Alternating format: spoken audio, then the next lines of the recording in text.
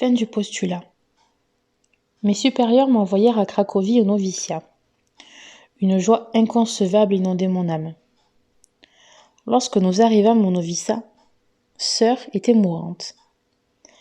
Quelques jours plus tard, elle vint vers moi et me pria d'aller chez la mère maîtresse pour lui dire qu'elle demande à son confesseur, l'abbé Rospon, de célébrer une messe et de prier 3 ferventes oraisons à son intention. Tout d'abord, j'acceptai, mais le lendemain, après réflexion, je résolus de ne pas me rendre chez la mère maîtresse, car je me demandais si je n'avais pas rêvé. Je me rendis donc immédiatement chez elle. Je n'y suis pas allée. La même chose se répétait plus distinctement la nuit suivante. Je n'avais plus aucun doute. Cependant, au matin, je résolus de n'en parler à la maîtresse que lorsque je la verrais dans le courant de la journée. L'ayant rencontrée tout de suite dans un couloir, elle me reprocha de ne pas être allée immédiatement la voir et une grande inquiétude remplit mon âme. Je me rendis donc chez elle et lui racontai tout ce qui m'était arrivé.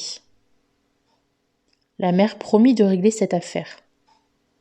3 jours après, celle-ci vint me dire que Dieu vous le rende.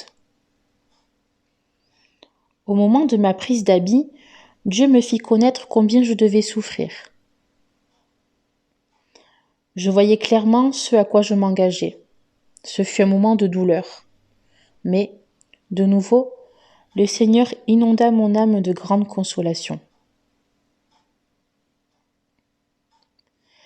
Vers la fin de la première année de noviciat, mon âme commençait à s'assombrir. Je ne ressentais aucune consolation dans l'oraison et devais faire beaucoup d'efforts pour méditer. La peur commençait à s'emparer de moi. Rentrant profondément en moi-même, je ne voyais qu'une grande misère. Je découvrais aussi clairement l'immense sainteté de Dieu. N'osant lever les yeux vers lui, je me jetai à ses pieds dans la poussière pour implorer sa miséricorde. Près d'une demi-année s'écoula ainsi sans grand changement. Notre chère mère maîtresse m'encourageait dans ces moments difficiles, mais ma souffrance ne cessait de s'accroître. La seconde année de noviciat approchait et je me souviens qu'à l'idée de prononcer mes vœux, un frisson me traversait l'âme. Je ne comprenais rien de ce que je lisais, je ne pouvais méditer.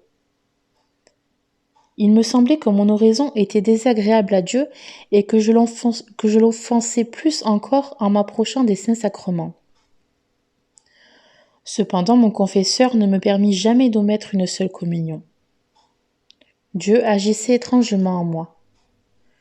Je ne comprenais absolument rien des enseignements de mon confesseur.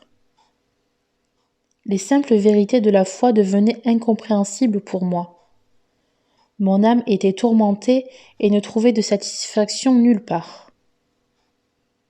À un certain moment, l'idée que j'étais rejetée de Dieu s'empara de moi. Cette pensée affreuse me poursuivit au point que je crus agoniser de douleur. Je voulais mourir et je ne le pouvais pas. La tentation me vint aussi. À quoi bon acquérir des vertus?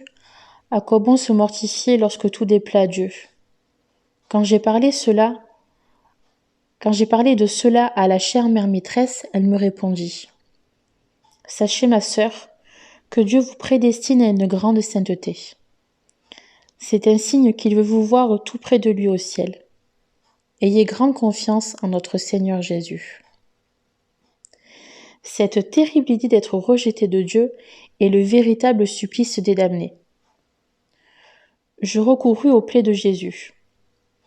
Je répétais des mots de confiance qui ne faisaient que s'ajouter à mon supplice. Je suis allée devant le Saint-Sacrement et j'ai commencé à parler à Jésus. Seigneur,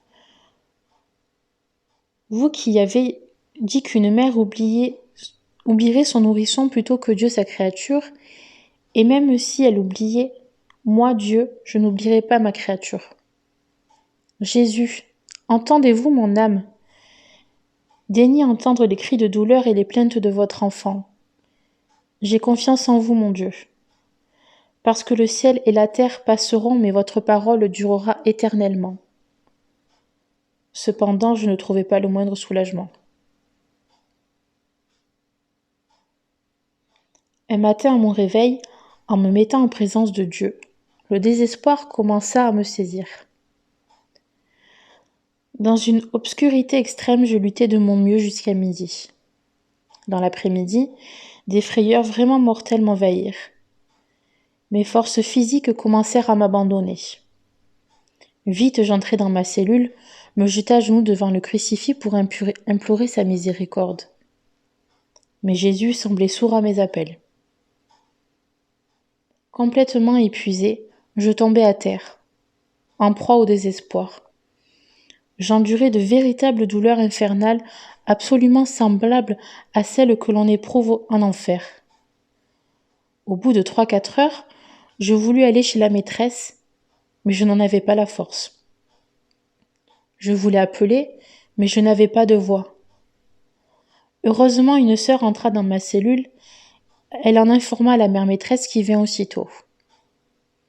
Dès qu'elle entra dans ma cellule, elle dit « Au nom de la sainte obéissance, révélez-vous, relevez-vous. » Aussitôt, une force me souleva de terre et me tint debout près de la chère mère maîtresse. Elle me rassura affectueusement, me disant que cette épreuve venait de Dieu. Soyez très confiante. Dieu est toujours notre Père, même s'il envoie des épreuves. Je revins à mes devoirs comme au sortir de la tombe, les sens pénétrés de ce que j'avais éprouvé. Le soir au salut, mon âme commença à agoniser dans des ténèbres affreuses. J'avais la sensation d'être livrée au pouvoir de Dieu, juste, et d'être l'objet de sa fureur. Dans ces moments redoutables, j'ai dit au Seigneur, « Jésus, qui vous comparez dans l'Évangile à la plus tendre des mères, j'ai confiance dans vos paroles, parce que vous êtes la vérité et la vie. Jésus, malgré tout, j'ai confiance en vous en dépit de ces sentiments intérieurs qui s'opposent à tout espoir. Faites ce que vous voudrez de moi. Je ne vous quitterai jamais, car vous êtes la source de ma vie. Seul celui qui a vécu de semblables moments peut comprendre combien terrible est le tourment de l'âme.